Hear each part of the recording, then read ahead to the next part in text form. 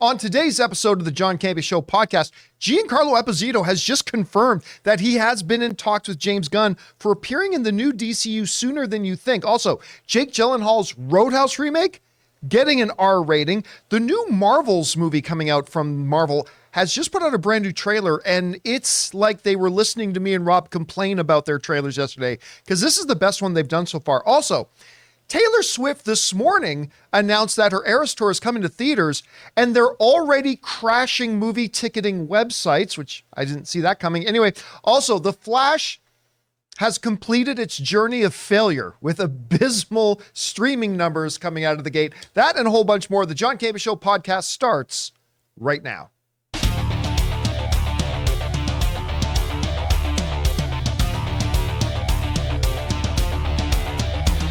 Well, greetings and salutations, everybody. Welcome to the best damn movie-related show on the planet Earth, the John Campea Show podcast. Coming to you from right here in our quaint little studio, brought to you in part by our friends at Mint Mobile.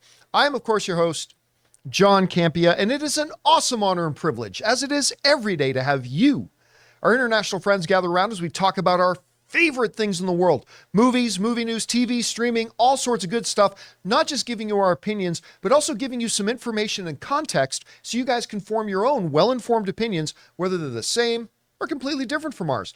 Joining me in studio, we got Ray Ora. Hey. We got Jonathan Voico. Taylor Swift tickets. And continuing the birthday month of Chris Carr. Chris Carr is here today. Hi. Look what Ray got me, you guys. Yeah. This is why you should be subscribed on YouTube so you can see Funkos. And that's little Gimli, son of Gloin. He's right there. Ray painted him. Did such a good job, too. He did a great job. And most importantly, you guys are here. Here's how today's show is going to go. We're going to break it down by talking about those topics I listed off first. Then the last part of the show, we're going to take questions from our YouTube channel members. If you guys are listening to this podcast, we also have a YouTube channel, and we have a great supportive group of YouTube channel members. And every day they send in some topics and questions for us to address. All right. With that all down, guys, let's talk about this. I think it's fair to say, one of the most beloved guys out there in the movie business, or TV business for that matter, is Giancarlo Esposito.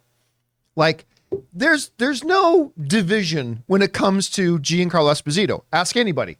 Oh, I love him. He's great. I mean, we got together with him recently, right?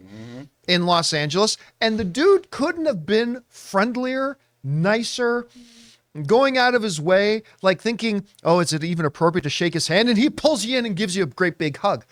I mean, that's what he does. He's amazing, and people are loving him in the various projects he's doing. And there's been a lot of whispers about him lately when it comes to comic book movies.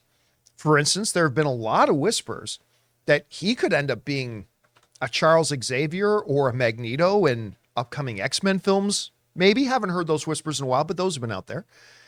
And then some speculation about who could he be if he ever joined DC. Well, at a recent comic convention, Giancarlo Esposito was on stage, and somebody in the audience specifically asked him about whether or not he would ever consider doing, something like a DCU, especially now that James Gunn is running it.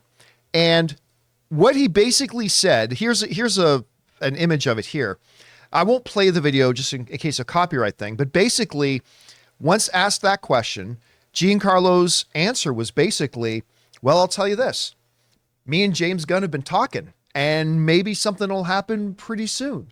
And that's all he said, right? He didn't confirm that he's going to be in it, but it also wasn't one of those things where we've heard some others saying, yeah, me and that guy talked a year ago or something like that. It was, yeah, James Gunn and I have been talking about maybe joining the DCU, and you might be hearing something soon, which is exciting to say the least. Now, that, of course, gets our little fanboy brains running about, oh, who could it be? Who could he possibly? Maybe a James Gordon? Maybe a Two-Face? Maybe more of a supernatural villain? Maybe a Brainiac? Maybe you could see like a Giancarlo Esposito as a Brainiac. Maybe another Green Lantern. We already know there's going to be multiple Green Lanterns out there. I don't know. Whatever. I just know, put him in it. I'm all on board. Chris, number one, let's start with the harder to answer question. Do you think this will happen? And then, would you want it to happen? And if it did, what could you see Giancarlo Esposito playing? It will happen. I want it to happen. I'm torn on some roles, though. Because Giancarlo has also come forward in interviews saying, I just want to play a good guy. You know, he plays villains so well. Because He's so good at it, he's though. so good at it. And him as a Lex Luthor, I mean, come on. So good. But he could also equally be an amazing Perry White. He could be an incredibly compelling, and it's mostly going to be CGI too, probably, John Jones. Right? Yeah. Him as the That detective voice? version of him as John Jones would be incredible. I mean, DC too has such an incredible catalog of characters. By the way, Chris is not talking about the UFC fighter. She's talking about the alias of Martian Manhunter. There's a UFC fighter with the same name? Heavyweight champion. Does John he know? Jones. Yes. Yeah. Okay. Do they call There you him the go. Martian Manhunter? Sports ball.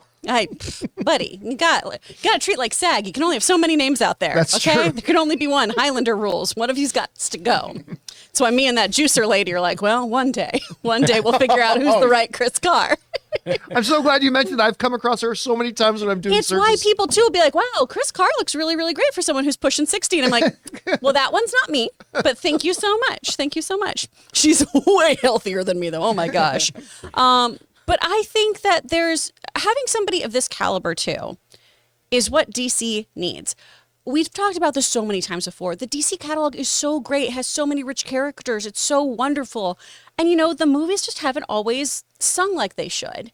And I'm really hoping that by getting these high caliber actors, these wonderful writers, a whole bunch of people to really lift up the DCU, we can really give this IP what it deserves. Really great stories with really great actors. Ray, I got a picture hanging on the wall of my theater room of you, and a big picture of you and Giancarlo Esposito together. Oh, wow. You obviously like Giancarlo. Like, could you see him being in something like the DCU? Do you think maybe he's getting too overexposed in the geek community stuff? I don't know. What do you think? No, you can never get enough of this actor. I can't get enough of this actor. He terrifies me when he speaks. Like when he Even when he's being speaks, friendly. like you did something wrong, and he's just saying nice things. There's like an eerie feeling I get just because of his tone. I love him as Brainiac. I never thought about that, like what you just suggested. That would be cool to me. I mean, wow. Like that name didn't even come up. I do like him as Brainiac. But of course, the DCU can use an actor of his caliber in it, whether he plays a good guy or a bad guy. It'll be interesting to see if he plays a good guy. Just because it'll be He's been saying he's wanted to do that for a long time. not only do they get him in this universe, but him playing something completely different from what we're used to would be great too. But it does limit, right? Because who could, in the hero side, who could we see him playing?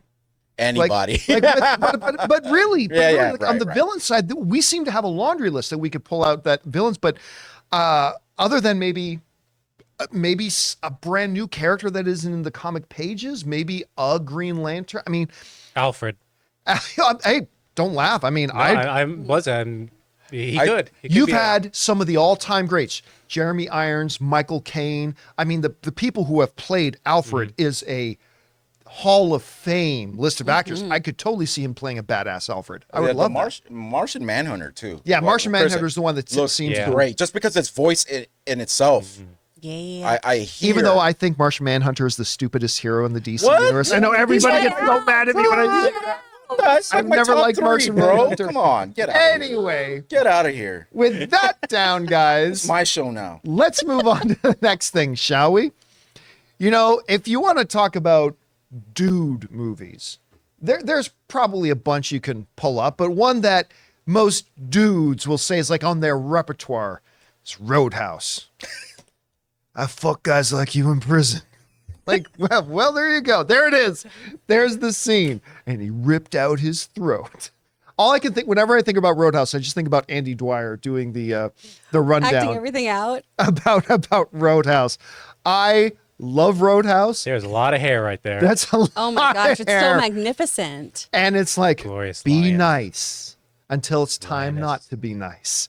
So good. Anyway, there was some whispers a number of years ago, back in my AMC days, that they were, actually might have been Collider days, but at any rate, that they were going to do a remake of it, but they were going to gender swap Dalton, and Ronda Rousey was going to be the lead, which of course she could bring the physicality but she can't act worth a lick. So that became kind of a problem. So it'll be Haywire too.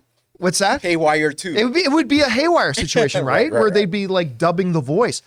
But then she lost the UFC championship and her name didn't have as much buzz and that kind of fell by the wayside. And then we heard whispers about Jake Gyllenhaal doing a rake. And I believe Doug Liman directing it. Doug Liman, my director in Jumper, by the way. But that kind of slowly started to come together. And then at a recent UFC event, not all that recent, but they used a weigh-in, a real UFC event weigh-in, to then film a fake one because this time Jake Gyllenhaal is playing Dalton, but Dalton is a former UFC fighter, a former mixed martial arts fighter. And there it is. They actually filmed it at a real UFC event. And you can see freaking the 26-pack Jake Gyllenhaal is rocking there. Give me a break. Even his love handles are muscles. I mean, look at that. Those are love handles, but they are absolutely muscles. Let's zoom in on that. Let's zoom in on these love handle muscles. That must be prosthetics. At any rate, but now there's a little bit of news because a lot of people were very convinced. And listen, if you go back a few years, I was probably pretty convinced of this too, that this will probably be a PG-13 rated version. That you can make it really violent. A lot of stuff you could do if you don't have blood. You can be very, very violent. It's going to be PG-13. Well, according to our friends at Joe Blow, this movie's getting an R rating.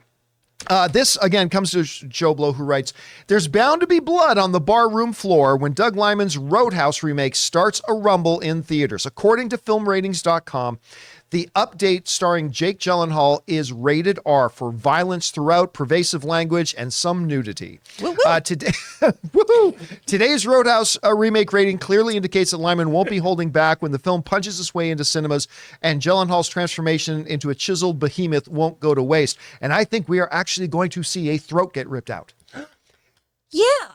I think we're actually going to see a throat get ripped out in this one. By the way, still with its UFC connections, and I don't know what role he's playing. I'm going to assume he's going to play that role that gets his throat ripped out. Two-division UFC champion Conor McGregor is in this movie. Oh. And if all he's got to do is be that, because let's face it, the dude, whoever the name of that actor is who played that dude, it's not like he's a world-class thespian anyway. So it's not really a big level bar that McGregor's got to live up to. Not a lot of acting required there, just some good physicality. Anyway, I'm excited to hear this one's rated R. It would have been fine as PG-13. You can do a lot of physical combat without like gushing blood and it could still be thrilling. But you can really focus on how Dalton's got that PhD in philosophy. Making him the perfect cooler. What do you think about this? I mean, forwards ever, backwards never after you rip a throat out. You can't go PG-13 and give the people what they want, some throat ripping good times. I think this totally makes sense, especially with the push for the UFC aspect of this too. I think it's going to be very realistic violence. I mean, maybe the throat grip won't be super realistic. Look how bulky he looks too. Mm-hmm. Well, he looks like a fighter. He looks like a UFC fighter. Absolutely. You know? And so I think this is definitely the right move. I'm wondering how much the Dalton character is going to remain intact, right? Of that kind of philosophy degree. And that's why I can talk to somebody about, philosophy and calm them down, or I can kick their ass. I'm interested to see how that part pans out. That. Like I'm all okay with new iterations, taking liberties with characters and making updates and changes. But like that's a key part of that character. Really is. That's a foundational thing that makes the Dalton character so different from other stereotypical action movie lead characters. You can still have that too in here. My only concern of it not being present was just kind of the footage that was going around, right, of the weigh-in moments with Jake Gyllenhaal, right, of really getting in the other guy's face and not being a cool, collected guy, which obviously that could be a moment. Yes. That could just be a thing in the movie, but it was, I hope he still retains that cool-headedness and isn't just going to fly off the handle all the time. I don't want it to be solely ass-kicking. I want there to be some cerebral moments as well. But a lot of UFC fighters will tell you that when that happens at weigh-ins and stuff like that, that's just to promote the fight. That makes sense. Yeah, that may or may not be. So we'll see how this goes. I like this news. What about you guys? You like that this thing's going to be rated R? I'm going to tell you, I'm legitimately getting excited for this movie. I really like Doug Liman as a director. Who doesn't love Jake Gyllenhaal? And I love the update that he was a former professional UFC fighter. I really like that. Whatever you guys think, let us know. All right, guys, listen, we still got to talk about this brand new Marvel's trailer. We got to talk about this just announced this morning and already selling out nationwide, this Taylor Swift Eras Tour thing coming to movie theaters. And of course, The Flash is completing its circle of failure. That and a bunch more. But before we get to that stuff, we're going to take a second to thank a couple of sponsors of today's episode of the John Campea Show podcast. My friends at DraftKings and my mobile service provider, and they should be yours, Mint Mobile. We want to thank a sponsor of this video, DraftKings. College football fans, are you ready for week one? DraftKings Sportsbook is hooking you up with a can't-miss offer to start the season strong. This week, new customers can bet just $5 on college football and score $200 in bonus bets instantly. Anything can happen in college football. Your team could go from unranked to dynasty mode in just a couple of years because change comes fast. The only thing that's a lock is the great offers from DraftKings Sportsbook. Life's more fun when you're in on the action. Download the DraftKings Sportsbook app now and use the code Campea. New customers can score $200 in bonus bets instantly when they bet just $5 on college football. Only on DraftKings Sportsbook with code Campea. The crown is yours. Gambling problem? Call 1-800-GAMBLER or visit www.1800gambler.net. In New York, call 877-8-HOPENY or text HOPENY 467-369. In Connecticut, help is available for problem gambling. Call 888-789-7777 or visit ccpg.org. Please play responsibly. On behalf of Boot Hill Casino and Resort, Kansas, 21 plus age varies by jurisdiction. Void in Ontario. See dkng.co/football for eligibility, terms, and responsible gaming resources. Bonus bets expire 7 days after issuance. Eligibility and deposit restrictions apply.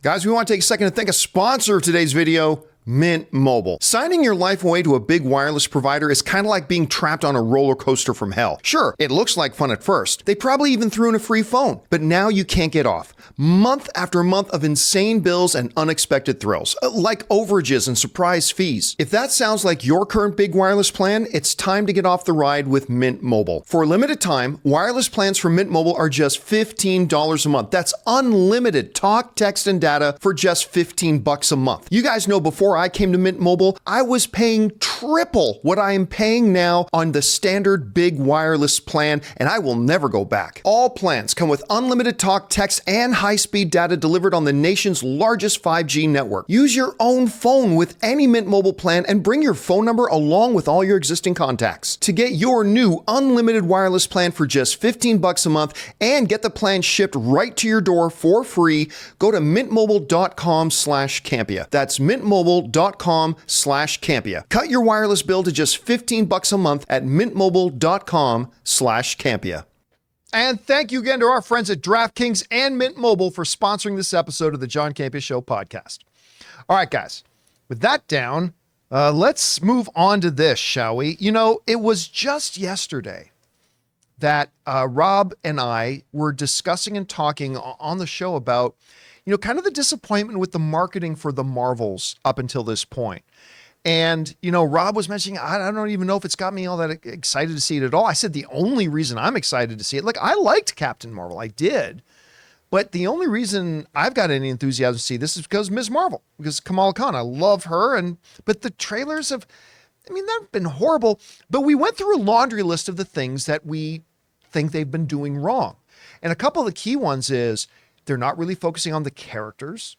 And number two, you've got this big giant thing about clearly Monica has issues with Captain Marvel, and you've had that should be a core foundational thing about this movie. And Rob and I talked about this at length yesterday about the fact that the marketing hasn't even touched it, like even remotely touched on. There's some personal issues between these two, and it's like, what are they doing?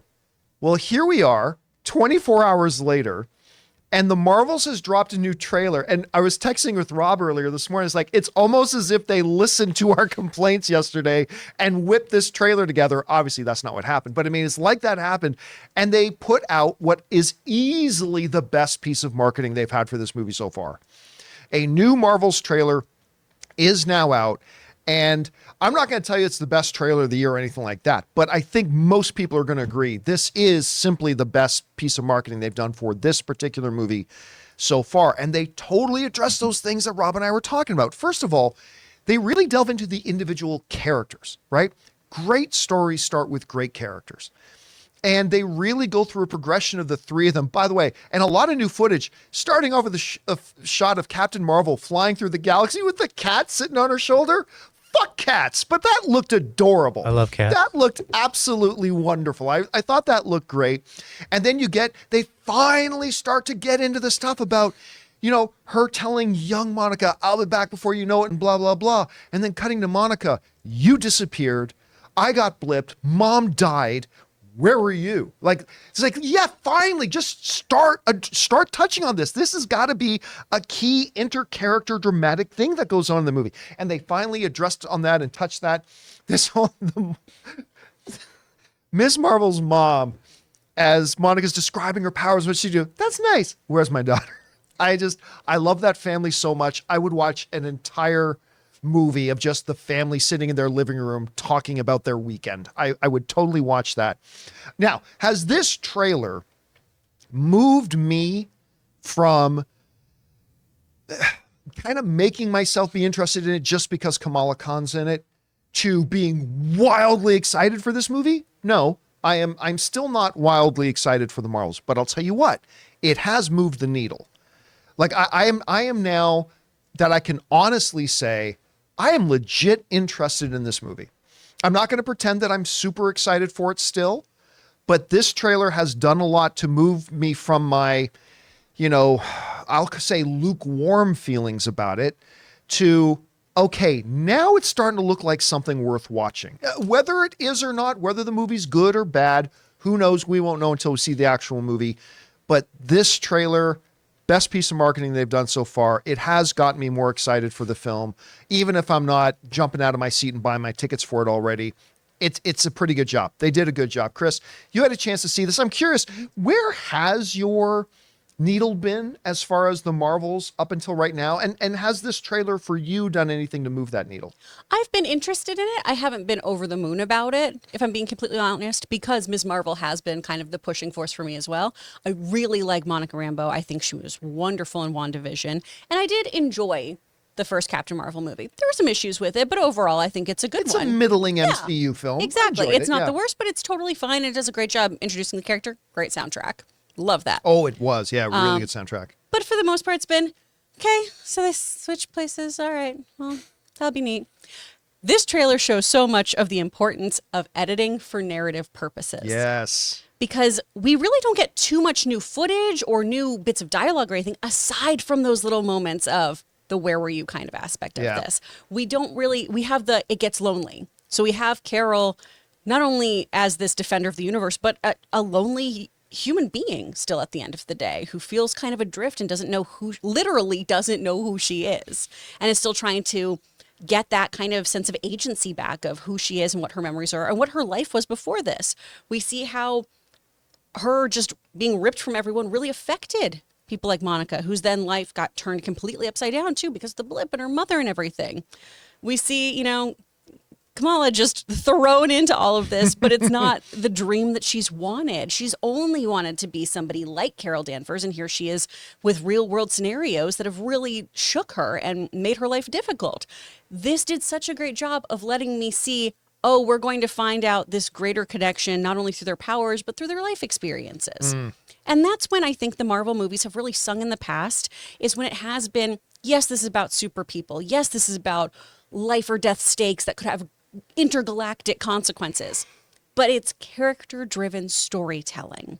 And everything else is just icing, but I need that foundation.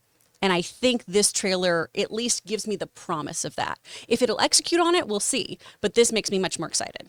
I agree with what you're saying, especially because you talk about focus on the characters and their connection and all that kind of stuff. Like at the end of the day, Shang-Chi, which is one of my favorite MCU films they put out in the last number of years, at its core, it's about a guy in his very complicated relationship with his dad at the end of the day, really, and his connection with the side characters in this as well.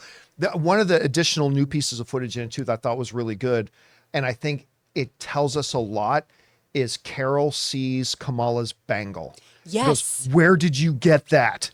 And she explains, so clearly that's going to be a major MacGuffin in the movie as well. So that's some of the things that really excited me about it. For sure. Do you mostly dislike cats because you think all of them are flirkins, or do you just don't like cats? If they were flirkins, I'd like them a lot more. Fair Let's enough. just not bring it up. You know what flirkins are? Flirkins. You know what cats are? Here's what cats are. You brought this up. I'm so sorry, You're Jonathan. paying for this. Cats are your overly alcohol dependent disappointment of a cousin that your family doesn't really like to talk about very It's much. kind of like dogs. Who Just has drunk to all the come time. and live at your house because they're family, but they're just a pariah and they just are, what's the word they're parasites that just kind of live off you and don't actually contribute to anything. Well, listen, I wasn't going to pay for That's rent in cats. Florida during my internship, and I did what I have- did. I have dogs too, and let me tell you, and I've had dogs my whole life. They don't do shit. Dogs bring joy. They lay on They their protect ass your and lick their house. balls. I love them. I Oh. think cats are just angry because we stopped worshiping them. I would be too. It's Yeah. true. Maybe they are pissed off still. I'll give them that. All right. With that down, guys, we got to talk about this. We did a short video about this morning, and there have already been, in the last hour and a half since we did a short video on this, there have already been some major developments. Okay, let's just start with the beginning. They announced this morning that Taylor Swift, who is in the midst of her Eras tour, that just sold out 5 nights at Los Angeles' SoFi Stadium, which is gargantuan in size. And you couldn't get a nosebleed seat for $800 at that. I mean, it was absolutely nuts, this tour that's going on. They have announced that they have developed and they've made a concert movie out of it, and that they're going to put this concert movie in theaters on October 13th. That announcement came this morning. And it's not one of these Fathom events, one night only. No, it is a full theatrical release. And I said this morning, I said, if you don't think, I said, I don't care what you think about Taylor Swift. I don't care if you're a fan of her music or not. If you don't think this is going to sell some movie tickets, you are sorrowfully naive. Like head in the sand kind of naive, completely disconnected from reality kind of naive. Well, it turns out I might have been a little bit of that naive too, because one of the things I said, this is going to sell a lot of movie tickets. I said, don't get me wrong. It's not like it's going to make $75 million opening weekend. John hates Taylor Swift. John hates it, which would be, by the way, more than Black Adam made in its opening weekend, more than, well, a lot of comic book movies made in their opening weekends. It would have been a lot more. But I said, it probably won't make 75. I got to eat those words just an hour and a half later, because I'm starting to think it is. Because we've got reports rolling in. I've had a number of people email me already just in the last hour and a half saying, John, I actually went to go get tickets and the AMC site wouldn't load. We're getting like little smatterings, not kind of Avengers Endgame level site crashes, but small service interruption crashes happening. And then Ray said, I said to Ray, it's like, just go check out our local AMC theater and just see what's happening with the first screening. Remember, they didn't even announce this thing was happening till this morning. It's not just that the tickets went on sale. They've never even announced this. Nobody knew this was coming. And I said to Ray, go check the first screening at our local theater. This is what we got. Every seat sold except for a couple of the handicap seats. That's it. It was already sold out. And we aren't the only ones, because this is the topic of today's Mint Mobile hotline question of the day. If you guys have a question or topic for our show and you'd like to hear your voice on our show, go ahead and call our Mint Mobile hotline number anytime at 951-268-4259. And this one is about the Taylor Swift movie coming and the experience some people are having. Listen to this. Hey John, it's Jared from Atlanta calling it. I opened up my AMC app on my phone because I wanted to see what they were showing on Sunday at my local theater, and I saw that Taylor Swift is doing a theatrical event involving her current tour, the Eras Tour. And out of curiosity, I clicked on it, and I counted up to 35 showtimes near me that were almost full, including one that only had handicap seating available. What are your thoughts on this? And have a wonderful day and week. Movie theaters across the nation are selling out a month and a half before this thing hits theaters, not just on the day that tickets became available, but that they even announced this thing was a thing. This is crazy. And I think I have to instantly walk back on that thing where I say, yeah, this thing's going to sell a lot of tickets. You're dumb if you don't think so. I mean, not 75 million. Oh, yeah. I'm starting to think this thing is going to pass 75 million. I got a bunch of people writing in comments already saying, John, this thing's going to pass Barbie. I don't know that I believe this is going to pass Barbie. Remember, because I think this theatrical event is only happening in the United States, so it's definitely not going to get 1.2 billion in the United States. But I mean, I don't know. Maybe it could catch Barbie for its domestic run. I don't know. But listen, underestimate the sheer number of Swifties in this world to your own peril. This is going to be big. And you know what? The movie theaters are super thankful for this because right now they got a bunch of movies in theaters that the actors can't go out and promote. They're suffering from that. This is going to do nothing but make money hand over fist from them. And Jonathan, I don't know if you got the image of that. AMC Theaters is already prepped for it. They've already got their collectible Taylor Swift Eras Tour popcorn buckets and cups. Jonathan, and if you don't think these are going to get sold out in the blink of an eye, you're crazy. And then these things are going to pop up on eBay for like $300 a shot. These are going to sell it like crazy. Movie theaters are going to make money hand over fist on this. And this is just great. And I'll tell you one of the reasons why I love this. And I mentioned this when we made this short video earlier today, is that I actually quite like concert videos or concert movies. We don't get a lot of them. And I'm hoping if this is a really big hit, and granted, you can count on one hand the number of musical acts in the world that are as big as Taylor Swift. But if this is a big hit, it may open the door for other like iconic bands that do a big tour, maybe getting a concert thing done and put it in theaters. I mean, if this thing can work, who knows, yes or no. So this is a number one, marvelous idea. And number two, is going to make so much money. It's insane. Chris, you heard about this. What's your take on this whole thing? Man, Barbie, Beyonce, and Taylor Swift just saving the economy. Whew. I'm really excited about this. I am a Taylor Swift fan. I'm not a diehard enough fan to have ponied up cash for one of these concerts, if I'm being completely honest. That doesn't sound like the way I want to spend my time and money. But seeing it on a screen with other people, I am very, very excited about. And I do think it will have that Barbie phenomenon of having it be an event that you and your friends go to. People are going to dress up because Taylor Swift is also promoting that. Get your friendship bracelets, wear your Eras outfits, go to the movies. You can pre-order tickets now. So you are going to see people, again, dressing up for the movies, meeting each other up, making this a big to-do. I was panic texting my friend because her birthday is October 13th, and we were talking about this morning where it was like, oh my gosh, this would be such a fun birthday thing. Well, Tiffany, maybe we need to get the tickets today. Maybe we need to do it right now. Yeah. So It might be too late already. My Regal's still okay. My Regal is all right. it's like it's too late. They're already here. But yeah, it's wild though seeing there was also a lot of, oh no, AMC this time can handle the ticket sales and everything. That's already been crashing. That's already been going down and stuff. So Taylor Swift just breaking ticket centers left and right. I think this will make tons and tons of money. I really do. And before anyone gets their panties in a twist, this also was a film that had an interim agreement. So people were allowed to work on this as well. Right, because it's not an AMPTP project. Exactly. So this one is totally kosher to be working on. But is anybody in SAG or the WGA involved with this movie? I don't think Someone so. said But there she was was.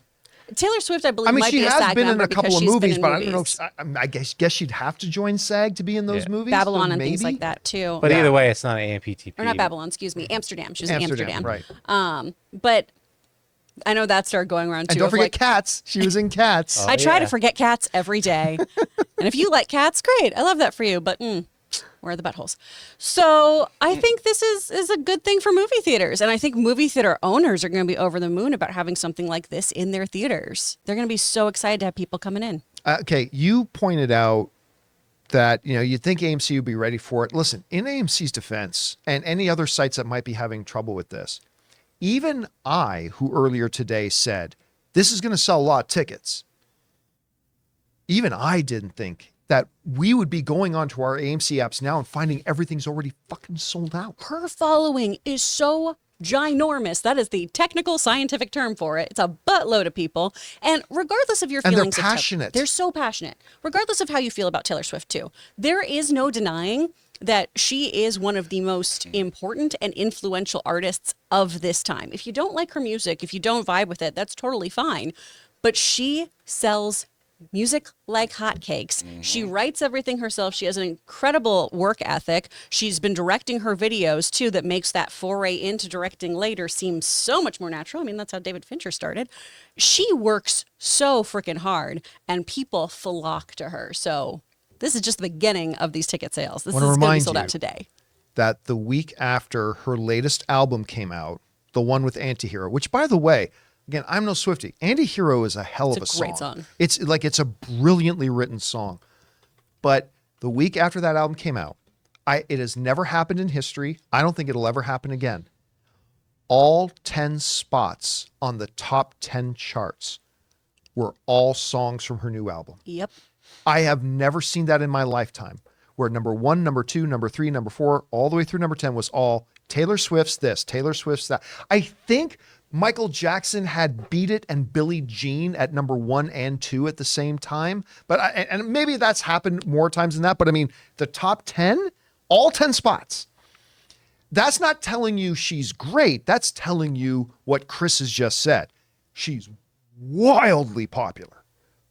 Wildly popular. And she means a lot to a lot of people. Mm-hmm. And this thing is going to be even bigger than I thought it would. And I thought it would be big, but I don't know that I thought it was going to be like, here we are the morning that they've announced it, and it's selling out everywhere. It's totally bananas.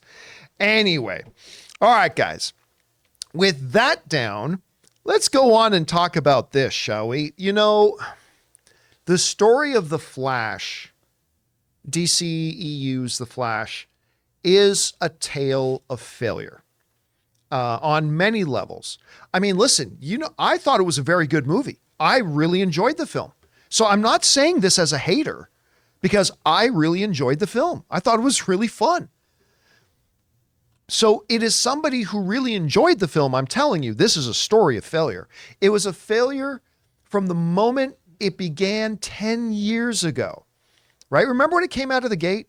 They announced that they were making a Flash movie on the debut of the CW Flash show, to which Stephen Amell, I remember this because Stephen Amell was in my studio and we were talking about this, and Stephen Amell said this is a huge mistake for them. They just crapped all over, you know, Grant's new show by announcing this movie on the same day that they're launching the show. Like, so it launched in kind of a little bit of controversy.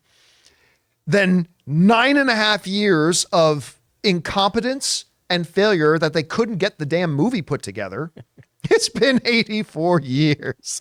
They went through 9.5 years of incompetence, of not being, along the way, they had a couple of really good screenwriters and a couple of really good directors. And because of their incompetence, they lost them. And then when they finally got around to making their movie, well, first of all, the DCEU had already kind of been run into the ground by that point, and the audience had already abandoned it. But then they get in the process of making it, and as soon as they get done the initial principal photography on the movie, Ezra Miller decides to go completely nuts. And we had all the stuff that went on with Ezra Miller. So, I mean, right from the beginning, nearly 10 years ago. Then it had a pretty disappointing opening weekend. And then despite having a pretty lackluster opening weekend, it dropped over 70% in weekend 2. And it couldn't even make $300 million at the box office. In an era when we've had comic book movies make that much opening weekend, it could make 300 million. I think what it end up with, Ray, like 260 something. I want to say 268 million. That's what I'm guessing. I think it came in at 268 million. Well, this story of failure of The Flash, again, I'm no hater. I like the movie a lot. But this story of failure it was 268. Okay, so I had it right on the nose. So it has now written its final chapter, because there was still some talk out there that maybe once it drops on Max, it'll get this huge flood of people watching it. Not so much. This comes to us from IGN. According to Deadline, The Flash was streamed by just 1.1 million U.S. households in the 2 days after its debut. That is an 8% decrease compared to Black Adam's 1.2 million household. And if you guys remember when Black Adam made its debut, there was a lot of articles about how disappointing that was at the time. This was even worse. Mediocre reviews and a dismal box office return spelled trouble for Black Adam, which reportedly lost up to $100 million. By the way, I also like Black Adam. I thought The Flash was better, but I liked Black Adam. The film earned a modest 393, this is again Black Adam, million worldwide, and it seemed that even Dwayne Johnson couldn't save the faltering DC superhero flick. The thing is, not just the faltering DC superhero flick, it was the faltering DCEU. We've gone over many times that in the past 5 years, the 7 DCEU movies that have come out, none of them have made more than 400. I only think 2 of them made more than 300. There hasn't been an MCU film that has made under 400. I mean, just think about that in that time frame.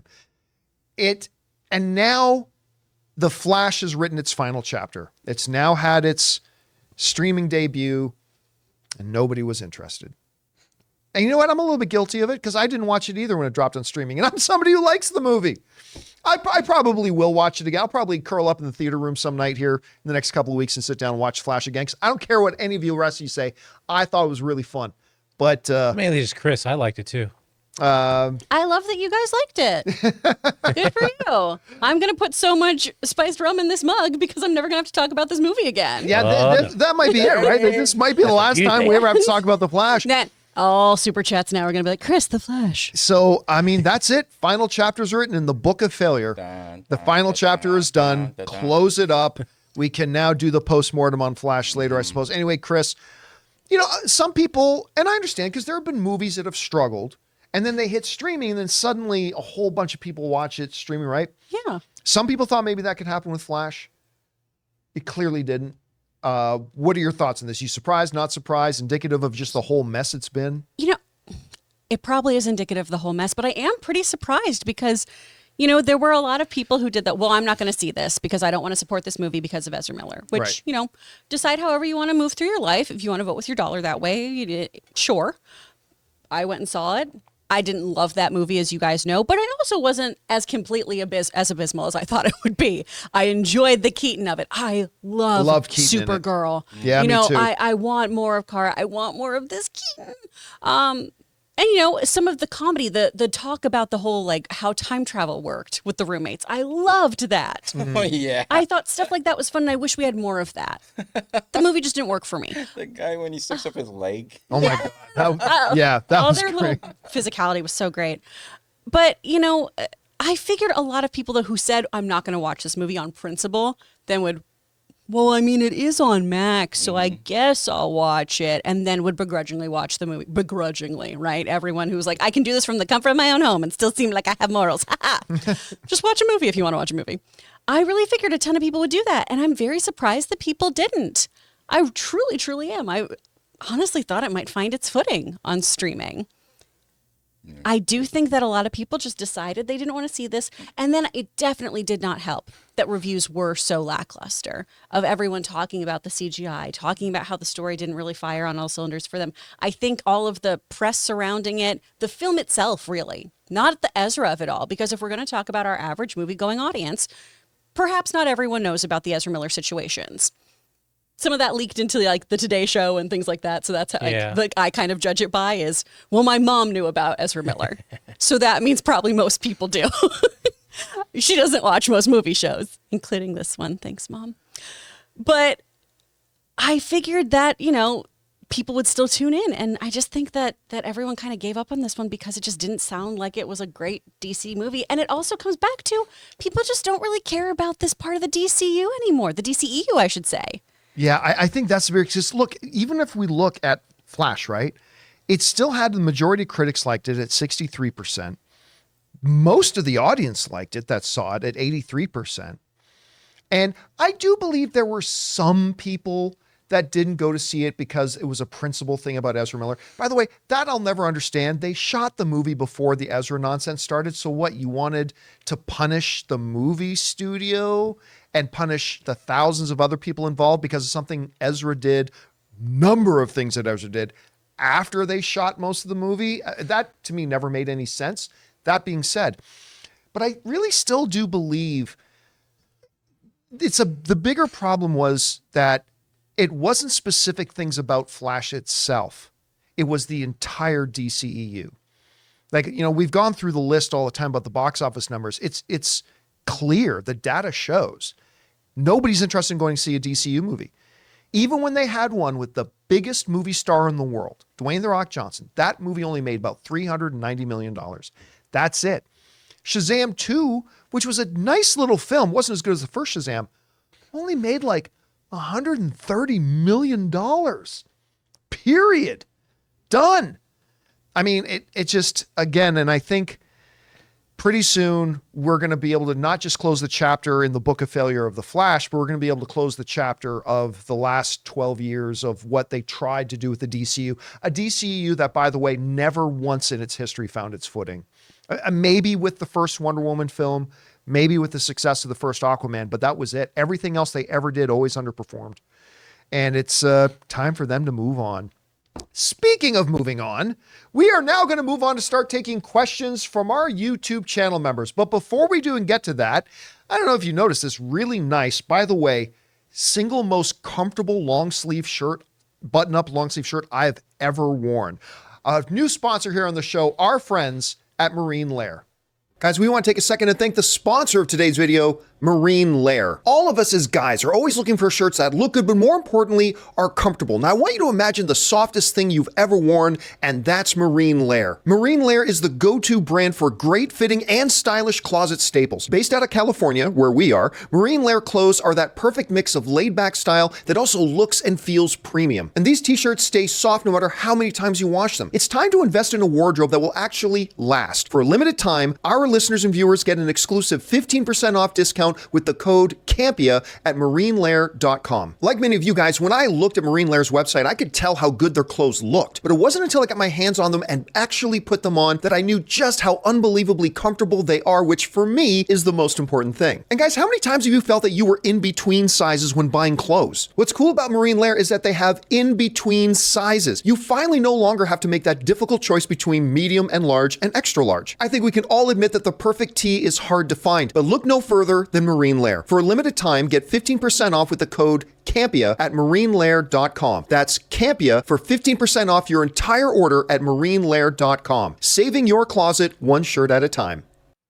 And thank you to our friends at Marine Lair for giving me this awesome, comfortable shirt and for being a sponsor of today's episode of the John Campea Show podcast. All right, guys. With that down, let's move over to your questions that our YouTube channel members have sent in, shall we? Chris, what do we got up here? From Sam Fisher. So tell me, John, now that you've finished Suits, have you started watching Psych? In the words of Ed Lover, come on, son. No, I got way too Ed much. Lover. I have way too much. I have to still get. I haven't even started watching season 3 of Warrior yet. So I've got too many other things. Look, at some point I'll probably, what's it called again? Psych.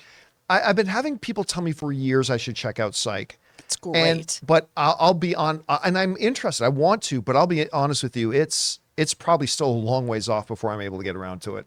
All right, what's next?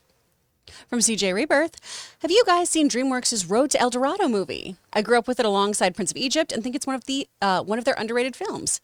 It had the voice work of Kevin Kline, Kenneth Branagh, and Rosie Perez. Yes, it's a great movie. I'm not going to lie to you. I didn't love it. Yeah? It's not one of those movies. I didn't go, oh, that was sucked. Mm-hmm. No, it was a movie I watched once. And I remember calling it Road to Smell Dorado. Whoa. What an edgy kid. I was younger. But I never watched it again. I never did watch it. But you have a deeper appreciation for it? Yeah, when I watched it again when I was older and went, oh, this had a lot of adult humor in it. Maybe that was part of it. Yeah. All right, what's next? From Matt, I got tickets to see The Dark Knight in theaters pretty close to where I am in San Francisco. Nice. A special one-day showing. I'm super excited. I've never seen it on the big screen. What's your favorite scene of the movie? Well, actually, I believe they're re-releasing the entire Christopher Nolan Dark Knight trilogy. I believe they're going to be getting a short little, more like a Fathom Events kind of thing. Right. Release of those films. My favorite scene of The Dark Knight is probably the making the pencil disappear magic trick scene. in the back room of the restaurant with the mobsters. I really love that scene. Well, a funny fact, I have a Blu-ray player in my car still because I had like one of those. I remember, one of the yeah. things. The disc that's in it right now is The Dark Knight, and it's because every time like I just want to watch them, it's just at the beginning, right at the beginning, because the sound, and then you see the back of Joker's hand holding the bag. Yeah. And then just that whole sequence in the beginning is my favorite. I always get to the point where he makes a speech to the bank teller, Right. stranger, you know, whatever. Like, and then I just rewind it all the way back to the beginning. I just love the sound and the Ray that has whole never thing. seen the full movie. Yeah, I've but never he's seen the seen full the movie. Banks heist scene a How is thousand that? How do times. you get to that and then you just don't see the whole movie? No, Mutant Mayhem is about to replace that Blu-ray pretty soon. it took 20 years, but he's about to Yeah. have a new movie replace it. All right, what's next?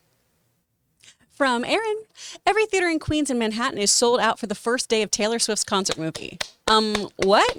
Dang, Taylor. I thought it was going to be a hot take and a controversial take when I said on the video we made earlier this morning, if you don't think this is going to sell tickets, you're naive. Right? And I thought that was going to be a hot take. But this is way beyond even what I thought. I mean, I thought this is going to make a lot of money. This is going to be a big hit. They're going to sell out of all the merchandising, blah, blah, blah. But everything is selling out This is on the great. morning. Like, remember, this isn't like, okay, we know this new Avengers movie is coming. And then we know that for about a year. And then 3 or maybe 2 months before the movie comes out, they announce it. They didn't even know this thing was going to be a real thing until this morning. And already everything's sold out. Yeah. By the time we're done, by the time this video goes up, you may be shit out of luck seeing this. If you're a Swiftie and want to see this thing on opening weekend, you may be straight up out of luck. I mean, I don't know. This might be the biggest opening weekend of the year. I'm thinking. I didn't think that an hour ago. It's gonna break records. Some record. This gonna break some sort of Well, record. there's going to be a number of records it'll break. It'll obviously break record for biggest concert movie opening of all time. It's going to break. But look it up. What is the biggest? What was Super Mario Brothers? I still think still has the biggest opening weekend of the year. I think Super Mario Brothers is the biggest opening weekend of the year. So what was the opening weekend?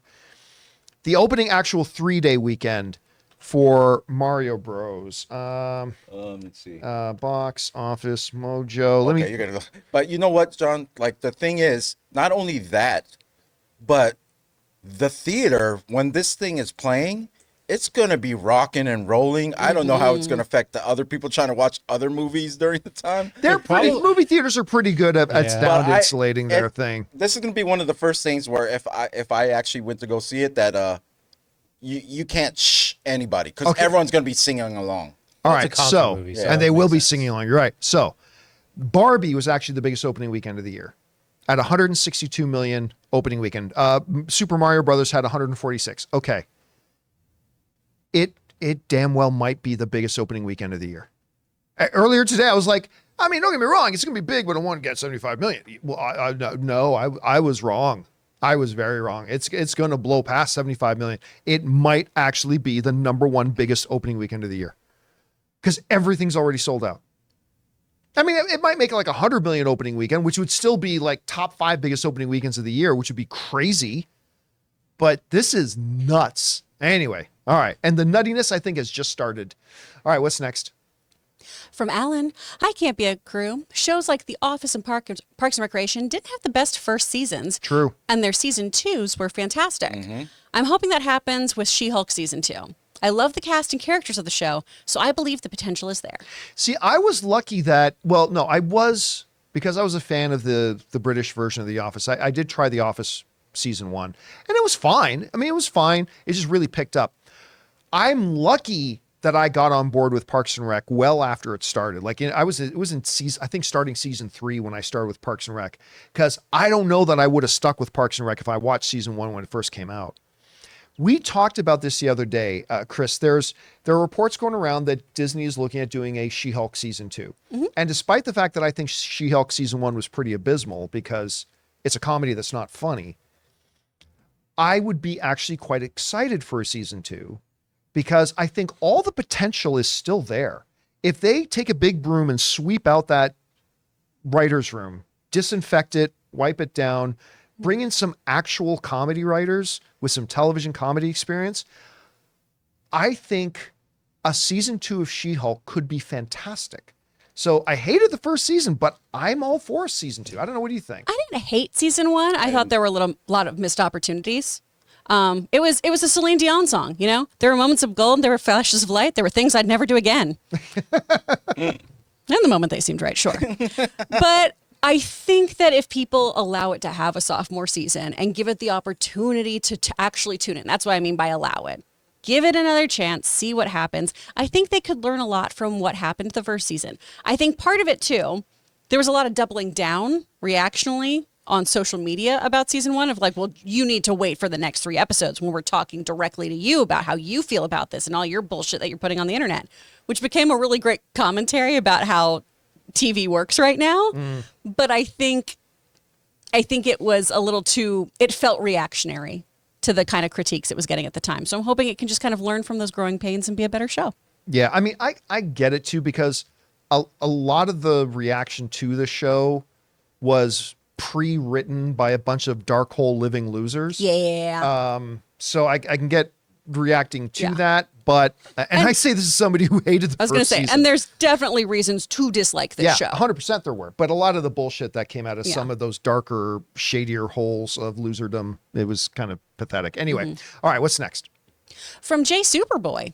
Hey, John, it's game day for Wheel of Time Season 2. Any interest in the series at all? Or in your words, couldn't give 2 squirts of urine. LOL, keep it filthy.